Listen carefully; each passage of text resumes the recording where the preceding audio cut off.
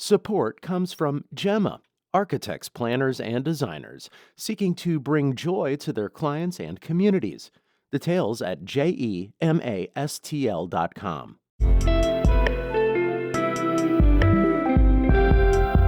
From the St. Louis Public Radio Newsroom, this is The Gateway. Today is Tuesday, August 12th. I'm Ola Kuziz. It's the time of year when our air conditioners run a lot and power bills go up. That's caused many people to ask if utility monopolies are to blame. There was a lot of sort of happy talk about how markets will lower our costs, mostly by people who didn't understand how markets actually work. We'll learn more about utilities and the challenges of keeping energy bills under control. That's coming up after this news on The Gateway. St. Louis officials say major updates to South Kings Highway will likely be done by the middle of the fall.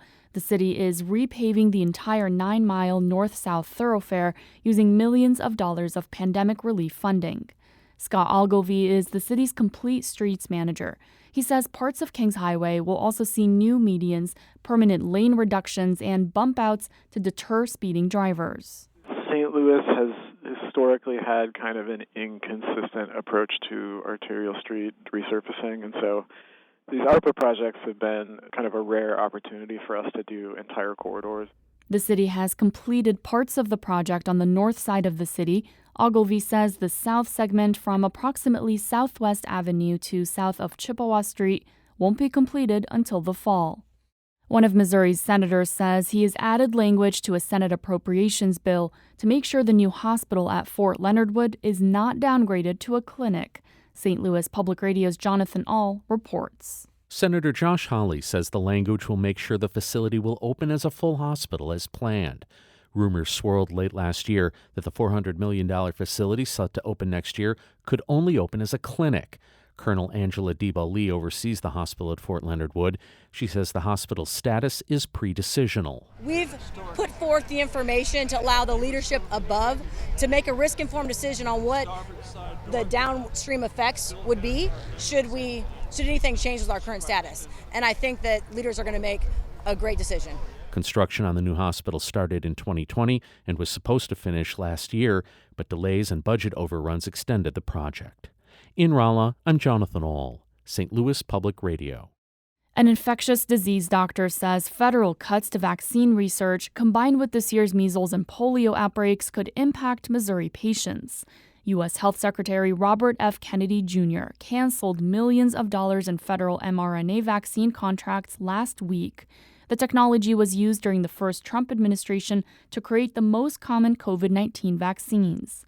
Infectious disease doctor Sarah Boyd from St. Luke's Health System says the cuts will mean fewer people get vaccinated. Having the opportunity to provide vaccination that's safe and effective, to lose that opportunity definitely sets you back. The move follows Kennedy's changes to a key CDC vaccine panel in July. Meanwhile, Illinois health officials are encouraging parents to make sure their children's vaccinations are up to date ahead of the start of school this month. Governor J.B. Pritzker says as measles began spreading across the country this spring, more people in Illinois got vaccinated, which helped stop the spread of the highly contagious disease. An IDPH saw a 50% increase in the number of individuals across all ages receiving the measles vaccine after the first cases were reported in Illinois back in April. Pritzker says the measles vaccine was a big reason there were only 8 cases reported in the state. He says it's important that states like Illinois continue to talk about the safety and effectiveness of vaccines, even as the Trump administration listens to, quote, conspiracy theorists. An Illinois state lawmaker is looking to the courts in an effort to get Democratic lawmakers from Texas to go back to their home state. Mawa Iqbal has more. Republican State Senator Jill Tracy is joining forces with Texas Attorney General Ken Paxton. They filed a lawsuit in downstate Adams County against the 33 Texas Democrats who have fled to Illinois. Those lawmakers hope to break the quorum needed to vote on new congressional maps that they say are gerrymandered to give Republicans 5 more seats in Congress. The Republican-controlled Texas State House has issued civil arrest warrants for the absent lawmakers. In the petition, the pair argues the court must give full faith to the warrants, saying the lawmakers are harming the good order of Texas representative democracy. I'm Mawa Iqbal.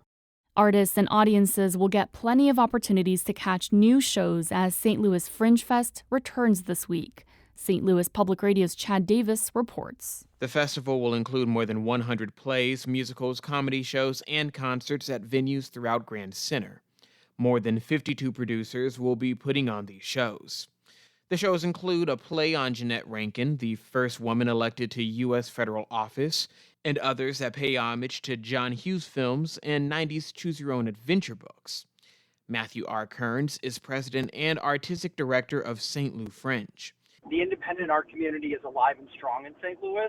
We've got a lot of creativity and a lot of creative people making imaginative, interesting, fun work for all ages. The festival runs through Sunday.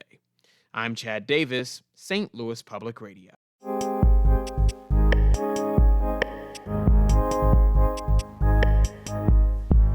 When consumers get their utility bills every month, it's not always clear why energy costs as much as it does. And if they don't like it, there's usually no other option to choose from. Harshawn Rattenpaul and Jana Rose Schleiss discuss why that's the case. Since the pandemic, prices have risen and stayed high. On average, $1 buys as much as 80 cents did in 2020. That's 25% inflation in just 5 years.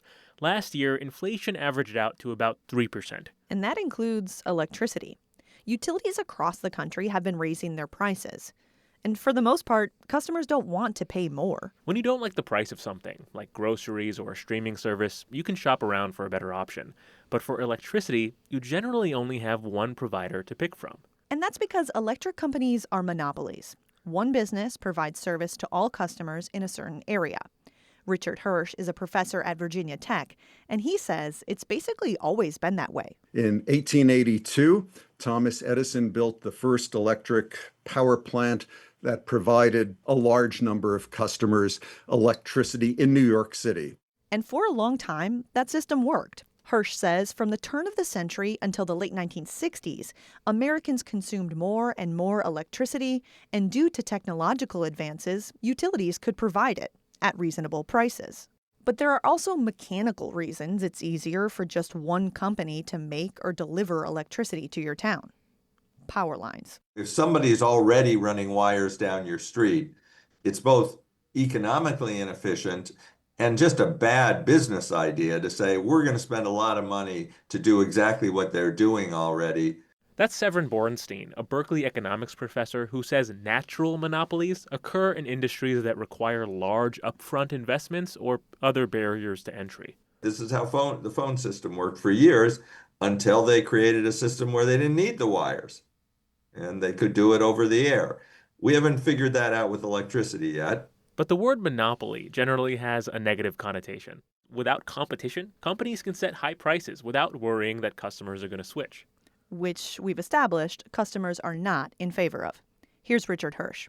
The solution in most cases was to create these state regulatory bodies that would monitor the utility companies. Those government officials are tasked with ensuring companies provide safe, reliable, and affordable electricity. But when the 1970s energy crisis hit, some people started asking whether this type of regulation was really working. Prices are going up as the law of supply and demand goes to work. In some places, the price for unleaded gas has gone up a nickel in 1 week alone. There was a lot of public opposition to the fact that electricity rates increased in tandem with other energy costs during the 1970s, during the energy crises.